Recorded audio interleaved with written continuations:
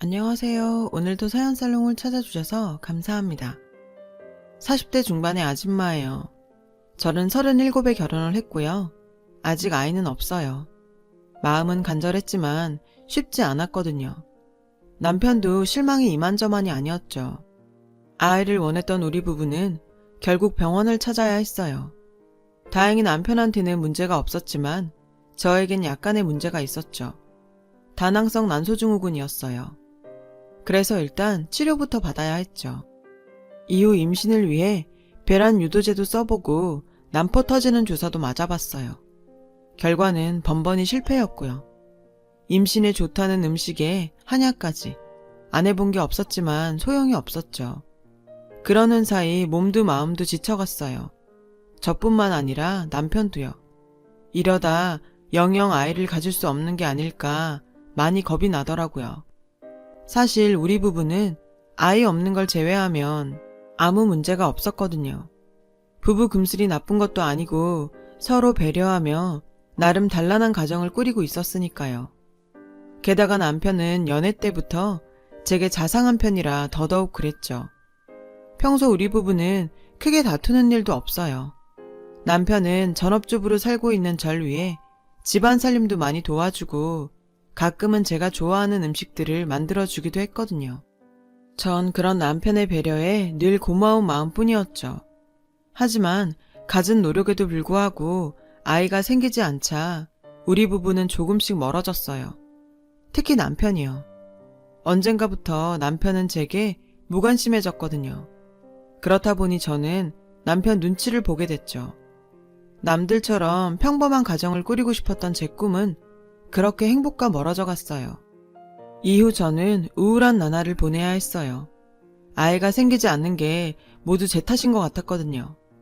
그렇다 보니 남편과 시댁 어른들 앞에선 늘 죄인처럼 지내게 됐죠. 내 자신도 임신 스트레스로 힘든데 남편마저 저를 차갑게 대하니 정말 버틸 힘이 없더라고요. 그래서 결국 시험관 시술을 결심하게 되었어요. 하지만 시험관 시술조차도 잘 되지 않았어요. 여러 차례 시도를 했지만 그때마다 번번이 실패였어요. 그러는 과정에서 돈은 돈대로 깨졌고 부부 사이는 더 악화되었고요. 그즈음 저는 병원에서 우울증 진단을 받게 되었어요. 하지만 남편은 이런 제게 따뜻한 위로조차 해주지 않았죠. 오히려 아이를 못 낳는다고 타박하고 무시하더군요. 당신 도대체 언제까지 임신 준비만 할 거야? 임신은 언제 할 거냐고. 나라고 하기 싫어 안 하는 줄 알아? 하고 싶어. 애 갖고 싶다고. 근데 안 되는 걸 어떻게 해? 상황을 알면서 모든 걸 제 탓으로만 돌리는 남편이 야속했어요. 다정하던 남편은 완전히 변해버렸고 퇴근 후 집에 돌아와도 저랑은 눈도 마주치지 않더라고요. 귀가 시간도 늦어졌어요. 술에 취해 새벽녘에나 들어오기 일쑤였죠. 남편이 변해버리자 제 우울증은 점점 심해졌고 그러는 와중에도 전 임신에 대한 열망은 놓을 수 없었어요. 아이만이 망가진 내 결혼 생활을 바로잡아줄 수 있다고 믿었거든요. 그래서 불임 클리닉도 열심히 다니고 우울증을 극복하려 가벼운 운동과 산책도 잊지 않았죠. 그런데 제가 그렇게 아등바등 거리는 모습이 남편 눈엔 거슬렸나 봐요. 당신 이제부터 시험관 시술 하지 마. 백날에도 안 되는 걸 뭐하러 고생을 해. 에휴, 사람이 포기할 줄도 알아야지. 갑작스러운 남편 심경 변화에 순간 심장이 덜컹했어요. 기대조차 하지 않는 모습에 버림받은 기분이었거든요. 왜 그래 여보? 당신도 아이 바랬잖아. 근데 왜 갑자기 그만두래? 그러자 남편이 그러더군요. 그동안 시험관 시술하느라 날린 돈 생각은 안 해? 어차피 가망도 없는데 당신도 힘 그만 빼고 이쯤에서 포기해. 마음 한켠이 잘려나간 것처럼 쓰리고 허전했지만 남편 뜻을 따르기로 했어요. 그런데 신기하죠. 임신에 대한 미련을 버리니까 마음이 편해지는 거예요. 우울증도 조금씩 극복을 하게 됐고요. 하지만 저의 이런 변화와는 달리 남편은 전보다 더 엇나가기 시작했어요. 전엔 늦긴 했어도 집에는 꼬박꼬박 들어오던 사람이 이젠 아예 대놓고 외박을 하기 시작했죠. 처음엔 남편의 잦은 외박에 말다툼도 했지만 시간이 지날수록 이 사람도 오죽하면 이럴까 싶더라고요. 그래서 더 이상 외박 문제로 남편을 다그치지 않기로 했어요. 잠시 지나가는 바람처럼 이러다 말겠거니 하고서 스스로 마음을 잡을 때까지 기다리기로 했죠. 그러던 어느 날이었어요. 남편이 며칠을 연달아 외박을 하곤 돌아온 날이었죠. 남편이 아침에 돌아와서 씻는 사이에 남편의 휴대폰을 보게 되었어요. 그런데 거기에 충격적인 문자가 있지 뭐예요. 남편이 어떤 여자와 주고받은 문자였어요. 남편은 아내가 나님이라 대리모를 구한다고 했더니 상대방이 자기가 하겠다며 아이를 몇 명이나 원하냐고 묻더군요. 남편은 일단 하나 낳고 차차 생각해 보겠다고 했고요. 그런데 그 다음 말이 충격적이었어요. 상대 여성이 아내도 대리모 쓰는 걸 아느냐고 했더니 남편은 아내는 상관없다며 자기는 아들 낳는 게 아내보다 더 중요하다고 하지 뭐예요. 그렇게 두 사람은 여자의 스케줄에 따라 밤늦게 만나기로 했고요. 순간 억장이 무너지는 것 같았어요. 아이를 원한 건 알았지만 이렇게까지 할 줄은 몰랐거든요. 게다가 저한테는 한마디 상의도 없이 대리모라니요. 아들만 가질 수 있다면 아내는 상관없다니요. 도대체 이 남자한테 나는 뭔가 싶었죠. 더 이상 내가 알던 내 남편이 아니었어요. 이러려고 나더러 더 이상 임신하려고 애쓰지 말라고 했던 거였죠. 그것도 모르고 전 남편이 힘들어하는 절 생각해 그런다고 믿었는데 제가 정말 어리석었던 거죠. 문자를 보니 그동안 남편이 귀가가 늦었던 이유를 알겠더라고요. 그때 욕실에서 남편이 나왔어요. 거래처랑 약속이 있어서 바로 나가봐야 한다더군요. 당신, 그동안 나 몰래 대리모까지 구했더라? 어떻게 나한테는 한마디 없이 이런 일을 결정할 수가 있어? 그렇게 애 낳으면 그때 나한테 뭐라고 할 참이었는데? 난 그동안 당신이 아이 일로 맘 상해서 밤늦게 다닌 줄 알았어. 근데 그 대리모 만나느라 그랬던 거야? 그러자 남편은 제 얼굴을 빤히 쳐다보곤 이러더라고요. 당신이 애를 못 낳으니까 그런 거 아냐? 내가 달리 대리모까지 알아봤겠냐? 누군 생돈 써가며 이러고 싶은 줄 아나? 암튼 계약금 1,000만 원 날리기 싫어서라도 난 대리모 쓸 거야. 그런 줄 알아. 남편은 제정신이 아닌 것 같았어요. 신문 기사나 읽었지 내 남편이 대리모 써서 애 낳을 생각까지 할 줄 누가 알았겠어요. 전 남편한테 당장 그만두라고 했어요. 누구 보고 하라 말아야 애도 못 낳는 게. 네가 나한테 아들 하나 안겨줬으면 내가 이런 일까지 벌였겠니? 암튼 너랑은 더 이상 할 말 없으니까 내가 하는 일에 방해하지나 마. 알았어? 남편은 그 길로 옷을 챙겨 입고 나갔어요. 전 남편의 막장 선포에 할 말을 잃었죠. 아무리 아이를 원한다지만 남의 몸을 사서까지 이런 일을 벌일 줄은 몰랐으니까요. 게다가 자신이 저지른 불법행위까지 제 탓으로 넘기는 만행에 더 이상은 참을 수가 없었어요. 그래서 남편한테 전화를 했어요. 경찰에 신고하겠다 으름장을 놓으려고요. 그런데 남편의 전화를 웬 여자가 받지 뭐예요? 수화기를 뺏어든 남편은 당황한 목소리였어요. 그 순간 확신했죠. 남편한테 여자가 있다는 걸요. 그게 대리모든 아니든 간에요. 며칠 뒤 전 남편 차 안에 블랙박스에서 몰래 메모리 칩을 꺼냈어요. 그 안에는 며칠 전 저랑 통화했던 순간까지 담겨 있더군요. 제 전화를 받은 여자는 대리모였어요. 남편과 대리모는 차 안에서까지 관계를 가졌더라고요. 그리고 영상에는 그들의 대화까지 생생하게 담겨 있었죠. 자기야, 내가 아들 낳아주면 얼마 더 줄 거야? 아들만 낳아주면 2배도 줄 수 있지. 자기야, 근데 집에서도 아내한테 이렇게 해줘? 미쳤어? 난 걔한테 관심도 없어. 나한텐 오직 자기뿐이야. 두 사람은 의뢰인과 대리모의 관계를 넘어 불륜관계가 분명했어요. 아이는 그저 명목상 이유일 뿐이었죠. 제게는 아이 못 갖는 여자란 족쇄를 채워놓곤 불륜을 즐기려는 더러운 꼼수요. 이런 사실을 알고 나니 그동안 아이를 갖겠다고 스스로를 다잡으며 노력했던 제가 너무 한심하고 가여웠어요.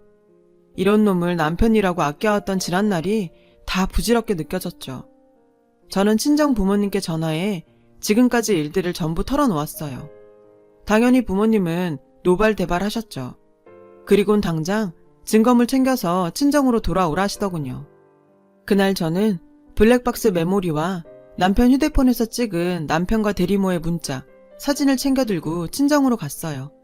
그리곤 부모님 도움으로 변호사를 선임한 뒤 남편에게 이혼 통보를 했어요. 남편은 불법으로 대리모를 고용한 게 걸릴까 두려웠는지 대리모 일은 저를 속이려고 둘러댄 말이라고 하더군요. 그리곤 자신의 외도를 인정한다며 이혼을 해주겠다고요. 놀고 있네. 야, 내가 그깟 문자 몇 줄 가지고 너한테 소송까지 걸었겠니? 니들 차 안에서 더러운 짓거리 하면서 대리모 인센티브 얘기했던 거 기억 안 나니? 그 동영상 나한테 있어. 그뿐인 줄 알아?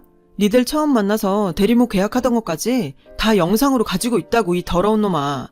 끝까지 거짓말로 날 가지고 놀려고? 그래, 어디 한번 죗값 치러봐라. 그러자 남편은 저에게 싹싹 빌더군요. 하지만 저런 행동 역시 거짓말임을 알기에 전 계획대로 남편의 이혼 소송과 더불어 남편과 대리모를 불법 거래로 경찰에 넘겼어요. 증거 자료와 함께요. 몇 달 뒤 저는 이혼 소송에서 승소했어요. 대리모를 통해서는 2천만 원의 위자료를 받아낼 수 있었죠. 남편과 대리모는 생명윤리 및 안전 관련 법률 위반으로 기소된 상태더군요. 아무튼 그렇게 제 결혼 생활은 끝이 났어요. 비로소 전 돌싱이 되었죠.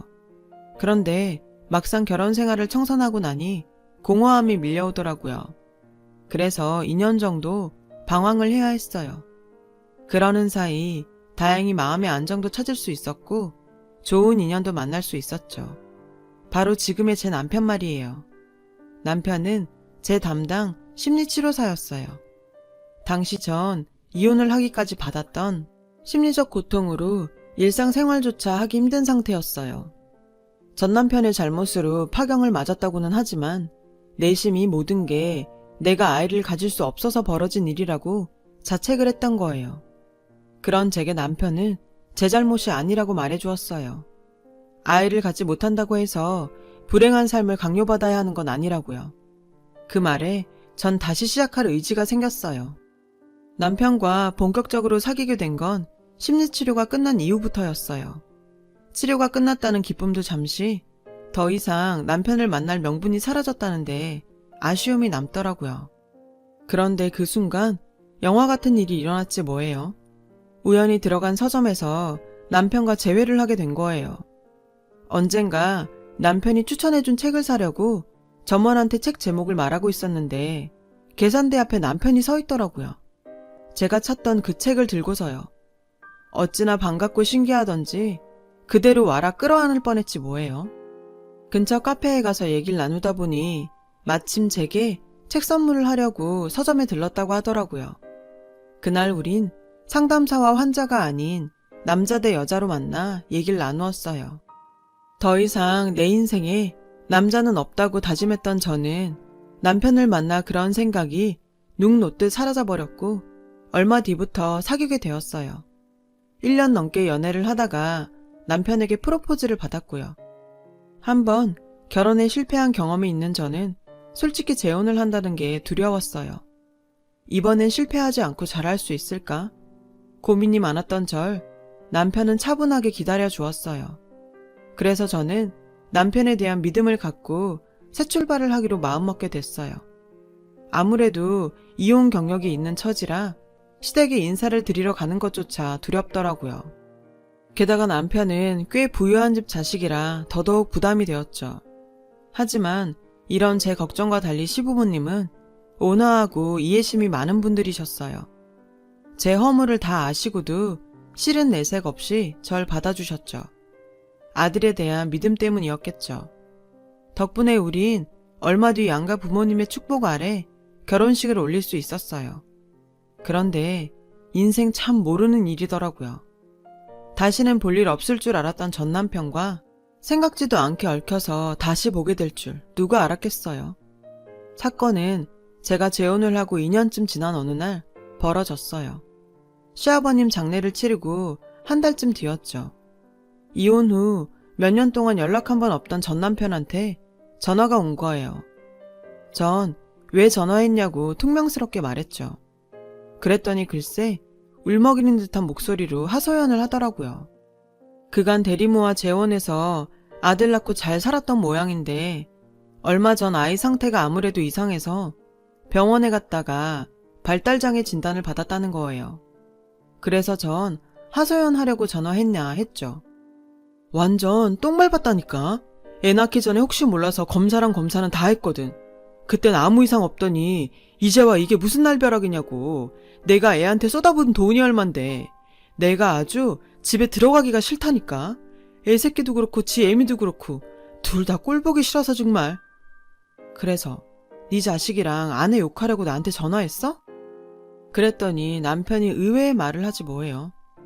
아니, 그런 건 아니고 당신이랑 나 인연은 인연인가 봐. 어떻게 이렇게 또 연결이 되냐? 세상에, 이 인간이 재혼한 그 대리모가 제 남편의 배다른 동생이라지 뭐예요. 얼마 전 아버님이 돌아가셨을 때 그 여자가 장례식에 왔다가 절 봤다는 거예요. 무슨 소리야, 난 장례식장에서 그 여자를 본 적도 없는데. 그야 당신 시어머니가 워낙 꼬장꼬장해서 식장 안까지 못 들어갔으니까 그렇지. 남편한테 물어봐. 아참, 그리고 우리 집사람이 유산 문제로 곧 소송한다니까 법정에서 다시 보게 될지도 모르겠네. 전 남편은 도통 알 수 없는 소리만 떠들곤 전화를 끊었어요. 그날 밤 저는 남편한테 이 사실에 대해 얘기했고 남편은 한숨을 쉬더군요. 아버지가 밖에서 낳은 딸이 있다는 얘긴 들었어. 모친이 위자료와 양육비만 주면 딸은 자기가 키우겠다고 했다더라. 그동안 대리모와 모친은 툭하면 아버님을 찾아와 각종 명목으로 돈을 뜯어갔고 대리모 역시 그 모친을 닮아 아버님께 용돈이랑 명목으로 그렇게 돈을 뜯어갔다더군요. 돈독이 오른 모녀에 지칠 대로 지친 아버님은 혹여 자신이 죽고 나서도 돈 문제로 자기 아들까지 힘들게 할까봐 돌아가시기 얼마 전 재산을 남편 앞으로 정리하셨다고 했어요. 30억 원에 가까운 큰 재산을 남편한테 물려주시며 차라리 세금으로 낼 망정 그 모녀에겐 한 푼도 주지 말라고 신신당부하셨다더군요. 이런 사실을 몰랐던 모녀는 아버님이 돌아가시자 마치 은행에 맡긴 돈 찾으러 온 사람처럼 시댁에 찾아가 의기양양하게 자기 몫의 유산을 내놓으라고 떼썼던 모양이에요. 이미 아버님 임종 전에 모든 재산이 남편의 명의로 돌려진 터라 모녀 몫에 유산이 없다고 하자 길길이 날뛰며 소송을 걸겠다고 악다구니를 쓰곤 돌아갔다더군요. 남편은 법적으로도 하자가 없으니 저는 마음 쓰지 말라고 했어요. 그러면서 복잡한 가정사를 어떻게 말해야 할까 고민 중이었는데 이런 식으로 알게 해서 미안하다고 했죠. 전 괜찮으니 신경 쓰지 말라고 했어요. 그런데 며칠 뒤 낯선 번호로 전화가 왔어요. 대리모였죠. 다짜고짜 자기 몫의 유산을 내놓으라고 하더군요. 안 그러면 전 남편과의 사이에 애를 못 낳아서 쫓겨나듯 이혼했다는 걸 시댁에 알리겠다고요. 기가 차더군요.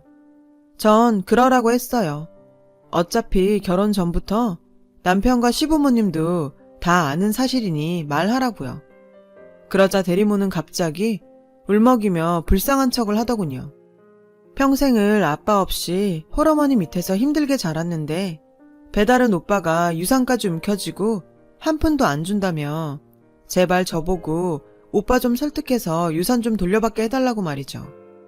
제가 거절하자 거칠게 소리쳤어요. 나도 아빠 딸인데 왜 안 준다는 거야? 나 재산 상속에 대한 유류분 청구 소송할 거야. 그러니까 혼자서만 낼름 받아먹을 생각 말라고 전해. 아주 가관이더라고요. 전 퇴근하고 돌아온 남편한테 있었던 일을 전해주었어요. 그런데 그때였죠. 밖에서 누가 요란하게 초인종을 눌러댔어요. 인터폰을 통해 보니 대리모였어요. 남편은 언제고 한 번은 만나야 할 일이니 차라리 잘 됐다며 문을 열어주라고 했어요. 잠시 뒤 대리모는 씩씩거리며 집 안으로 들어왔어요. 그리곤 다짜고짜 소리쳤죠. 당장 내놔! 우리 아빠가 남긴 내 유산 내놓으라고! 그 말에 남편은 한숨을 쉬더군요. 그래서 제가 옆에서 거들며 대리모한테 말했어요. 시아버님이 살아계실 때 물려주신 재산인데 그걸 가지고 왜 이제 와서 왈가왈부해요? 그리고 그쪽은 예의도 없어요? 다짜고짜 찾아와선 어따 대고 행패해요. 그러자 대리모는 따지듯 말했어요. 아빠가 돌아가시기 전에 분명히 나한테 재산은 공평하게 물려줄 테니 걱정 말라고 했단 말이야. 근데 왜 안 주냐고. 아빠 입으로 준다고 약속한 걸 왜 당신이 중간에서 가로채곤 안 주는데. 내놔. 당장 내놓으라고. 참다 못한 남편이 말했어요. 그 아버님이 당신한텐 한 푼도 주지 말라고 했습니다. 제 부모를 지갑으로 아는 인간이라고요. 수십 년간 당신 모녀한테 돈이라면 줄 만큼 줬고 뺏길 만큼 뺏겼다고요. 정 그렇게 돈 받고 싶으면 아버님 계신 저승까지 쫓아가 받으세요. 남편은 대리모를 집 밖으로 쫓아냈어요. 그리곤 한 번만 더 제게 전화를 하거나 집으로 찾아오면 법정에서 만나게 될 거라고 엄포를 놓았죠. 대리모는 문을 세게 걷어차곤 갔어요. 대리모가 왔다 간 그날 밤 제 이혼 변호를 맡아주었던 변호사에게 전화를 했어요. 이런 경우 대리모가 말한 것처럼 정말 유류분 청구 소송이 가능한지 물었죠. 그랬더니 아버님이 살아계실 때 증여한 재산은 유류분 청구를 할 수 없다고 하더군요. 그러니 걱정 말라고요. 공평하게 재산을 물려주겠다는 아버님 말씀을 철석같이 믿고 까불었던 대리모가 어리석었던 거죠. 그리고 얼마 뒤 남편을 통해 대리모가 변호사와 상담 끝에 소송을 포기했다는 말을 전해 들었어요. 그런데 거기서 끝이 아니었어요. 나중에 들려온 소식에 의하면 대리모는 발달장애 아들을 돌보는데 너무 힘에 부쳤던 나머지 결국 제 발로 도망쳤다고 하더라고요. 그리고 전 남편은 아내가 달아났다는 사실에 큰 충격을 받아서 하루하루를 술에 빠져 폐인처럼 살고 있다고요. 거기다 발달장애 아들까지 떠안아서 고생이 이만저만이 아니라더군요. 전 남편이 인간적으론 불쌍했지만 자업자득이란 생각도 해요. 즐기고 모질었던 전 남편과의 인연도 이렇게 끝이 나고 전 이제야 진정한 제2의 삶을 살고 있어요. 사랑하는 남편과 신혼 분위기를 유지하며 살고 있죠. 저는 40대 중반이 되어서야 진정한 제 짝을 만나 인생의 즐거움을 만끽하고 있어요. 아직 아가는 없지만 이제 몇 개월 후 나올 거랍니다. 시험관 시술로 기적처럼 생긴 아이예요. 기적도 이런 기적이 없다고 선생님께서도 그러시더군요. 힘들게 얻은 행복이기에 지금의 이 순간을 놓치지 않도록 노력하고 있고요. 일련의 사건들을 통해 전 한 가지 교훈을 얻었어요. 고통 끝에는 낙이 있다. 현재의 고통이 내 인생을 집어삼킬 것 같지만 참다 보면 낙이 온다는 걸 말이죠. 힘들어도 우리 조금 더 힘내서 잘 살아보자고요. 지금까지 제 사연을 들어주셔서 감사드리고요. 여러분의 가정에도 행복이 깃들길 바랍니다. 여러분, 사연 댓글에 응원과 현명한 조언 부탁드려요. 좋아요와 구독은 저에게 큰 힘이 됩니다. 오늘도 좋은 일 가득하세요.